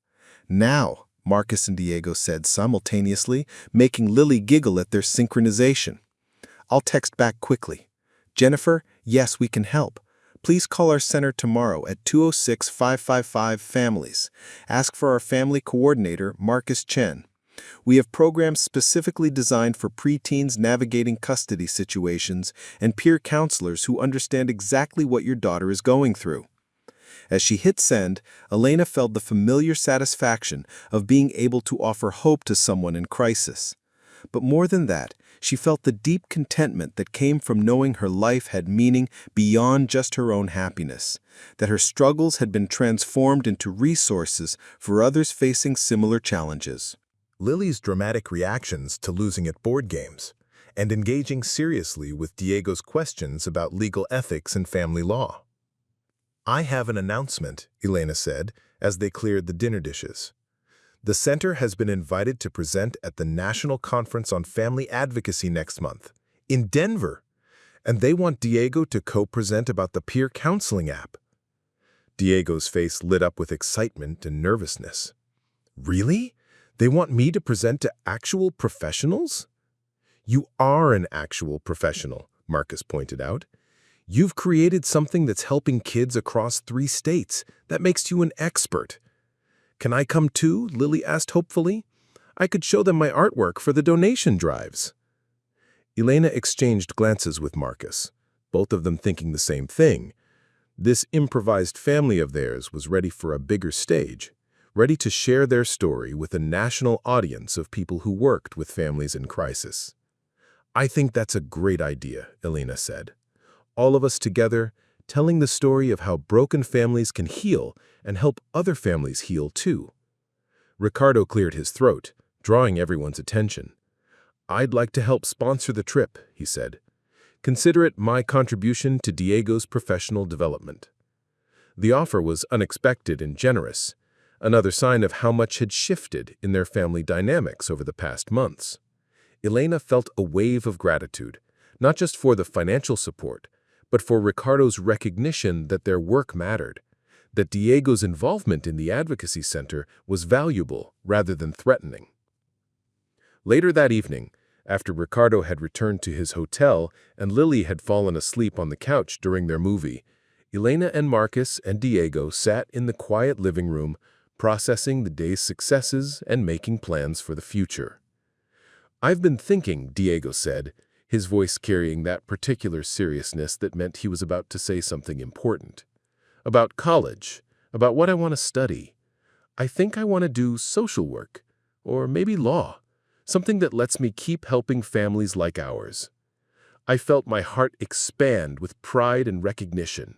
This was the young man she had hoped to raise, someone who could transform personal pain into purpose, who understood that his privilege came with responsibility to help others. "You'd be excellent at either," Marcus said. "You have the analytical skills for law and the empathy for social work. Maybe you could do both. There's always a need for lawyers who understand family dynamics from the inside." "Whatever you choose," Elena added, "I'm proud of the person you're becoming, not just because of your achievements, but because of your character. You've learned to turn hurt into healing, and that's the most important skill anyone can develop." As the evening wound down and they prepared to go home, Elena and Diego to their condo, Marcus and Lily to their duplex, Elena reflected on the strange alchemy that had transformed the worst period of her life into the foundation for everything meaningful that followed. A year ago, she had been a successful marketing executive whose relationship with her son was deteriorating, whose sense of purpose was limited to professional achievement, and whose identity was built on competence rather than connection. The custody battle had stripped away all her careful facades, forced her to confront the gap between who she thought she was and who she wanted to be. But the crisis had also introduced her to Marcus and Lily, had reconnected her with Diego in ways that went beyond the simple roles of mother and child, and shown her that love really was louder than distance when it was backed by authentic action rather than just good intentions. "Thank you," she said to Marcus, as they stood on his front porch, Lily's sleeping form cradled in his arms. For what? For seeing who I could become instead of just who I was when we met. For letting Lily remind me what unconditional love looks like. For becoming family in ways I never expected. Marcus shifted Lily carefully, freeing one hand to touch Elena's cheek. Thank you for showing me that broken doesn't mean unrepairable. For proving that single parents can build chosen families that are just as strong as traditional ones. For letting us be part of your story. As Elena and Diego drove home, the city lights of Seattle creating a constellation around them, Elena felt the deep satisfaction that came from alignment, from living in accordance with her values, from work that mattered, from relationships built on honesty rather than performance. "Mom," Diego said from the passenger seat, "do you ever regret how everything happened? The custody battle, the media attention, all the drama?" Elena considered the question carefully. "I regret the pain we all went through," she said finally, "but I don't regret where it led us. We're better people now, stronger, more honest, more connected to what really matters. Sometimes the worst things that happen to us become the foundation for the best things we build." Diego nodded, satisfied with her answer. "I feel the same way. I wouldn't want to go through it again, but I'm glad it happened. We're helping so many families now, and we really know each other in ways we didn't before." As they pulled into their parking garage, Elena's phone buzzed with one final message of the day. It was from a colleague at her old marketing firm. "Saw the Times article about the Advocacy Center. Incredible work, Elena. You've found your calling." Elena smiled, but she didn't respond immediately. Her calling hadn't been found. It had been forged through crisis, built through trial and error, developed through the patient work of learning to love more honestly and serve more authentically. Looking up at the windows of their condo, she could see the warm light they'd left on in the living room, the space where she and Diego had learned to have difficult conversations, where they had rebuilt their relationship on foundations of truth rather than convenience. Home looked different now than it had a year ago, not because the physical space had changed, but because the people who lived there had been transformed by their journey through loss and discovery. It was a home where mistakes could be acknowledged, where growth was celebrated, where love was expressed through showing up consistently rather than just saying the right words. Elena and Diego climbed the stairs to their front door together, mother and son who had learned that families could break and heal and emerge stronger than before, that love was indeed louder than distance when it was backed by action, commitment, and the courage to keep growing even when growth was uncomfortable. Tomorrow would bring new challenges, more families in crisis, more programs to develop, more work to be done in building a world where children didn't have to choose between parents, where love could be complex without being conditional.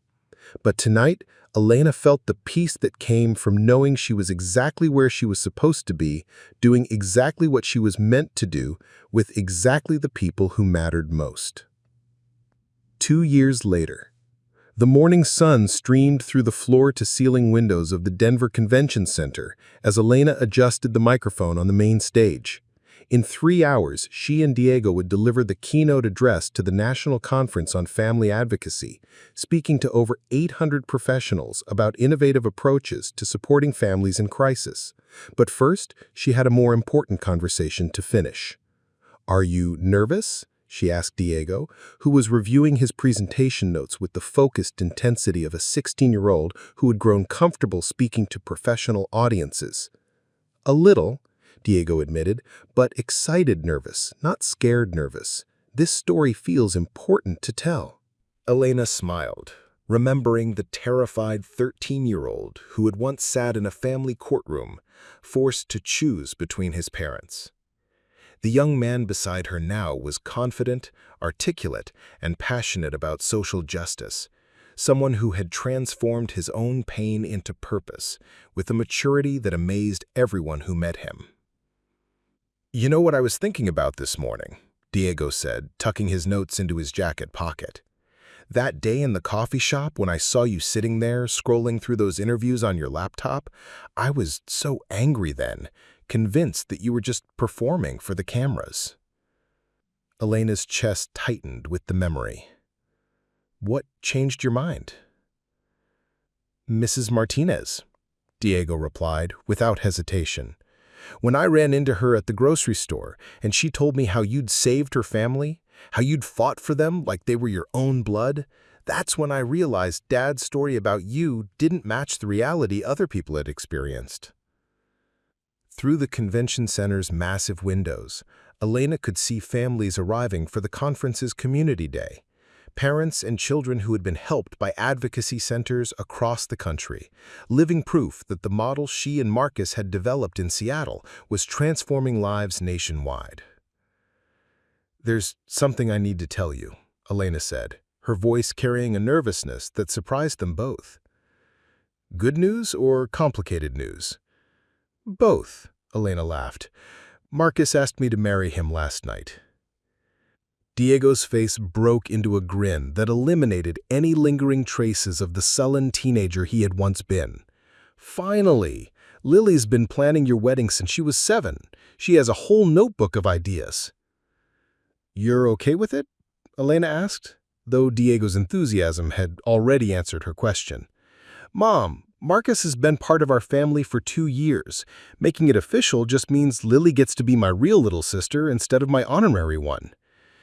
Besides, you two are perfect together. You both turned your worst experiences into ways to help other people. That's not a coincidence. Before Elena could respond, a familiar voice called out across the convention hall. There are my favorite social justice warriors. Marcus approached with Lily skipping beside him, both wearing matching t-shirts that read, Love is louder than distance, Lily's design for the Advocacy Center's new national campaign. At 8 years old, Lily had become the unofficial mascot of the family advocacy movement, her artwork and wisdom quoted in professional journals and conference presentations. Are you ready for your big speech? Lily asked Diego, with the particular expression she'd reserved for matters of professional importance. As ready as I'll ever be, Diego replied, swinging Lily up for a hug that spoke to the genuine sibling bond that had developed between them. I brought you something, Lily announced, producing a small wrapped package from her backpack. For luck. Diego unwrapped it carefully, revealing a tiny stuffed elephant, a miniature version of the courage elephant that Lily had given Elena on that first desperate night 2 years ago. His name is Bravery. He's Courage's little brother. He helps with big speeches and important conversations. Elena watched this exchange with the particular joy that came from witnessing chosen family bonds that had grown as strong as any biological connection. Marcus caught her eye and winked, both of them remembering the broken woman and frightened child who had first connected on a rain-soaked playground. 30 minutes until showtime, Marcus announced, checking his watch. Everyone ready to change the world? As they made their final preparations, Elena reflected on the journey that had brought them to this moment. The Rodriguez-Chen Family Advocacy Centers now operated in 12 cities across 5 states, serving over 3,000 families annually. Diego's peer counseling app had been downloaded by teenagers in 47 states and 6 countries. Lily's art therapy programs were being replicated in children's hospitals and family service centers nationwide. But beyond the statistics and accolades, Elena felt most proud of the smaller transformations. The family they had built together, the healing they had modeled for Diego, the way they had proven that love really could be louder than distance when it was backed by consistent action and unwavering commitment. Places, everyone, the conference coordinator announced, as Elena and Diego took the stage, looking out at an audience of social workers, lawyers, family advocates, and the families they served. Elena felt the profound satisfaction that came from a life aligned with purpose. The woman who had collapsed in a playground, convinced she had lost everything that mattered, had discovered instead that she was exactly where she needed to be to build something beautiful from the wreckage. Diego stepped to his microphone with the confidence of someone who knew his story could help others, and Elena felt her heart swell with pride for the remarkable young man he had become. 2 years ago, Diego began, his voice carrying clearly across the packed auditorium. I was a kid caught between parents who loved me but couldn't figure out how to love each other. Today, I'm here to tell you that families can break and heal and emerge stronger than before, but only when we're brave enough to tell the truth about what love really looks like.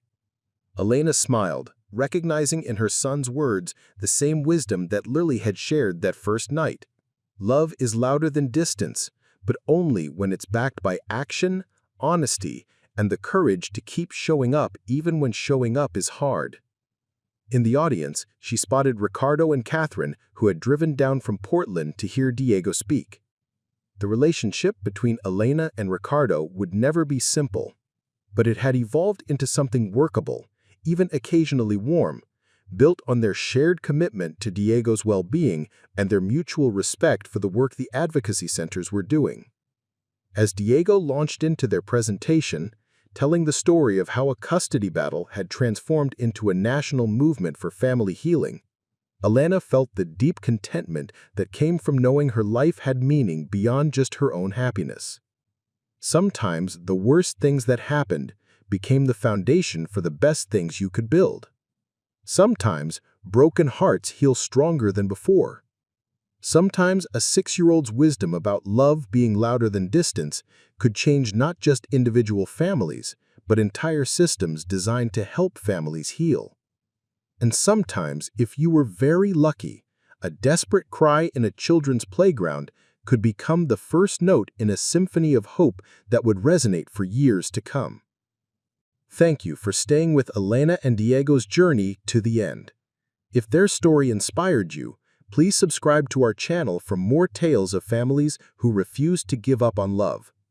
Remember to hit the notification bell so you never miss these powerful stories of hope and healing.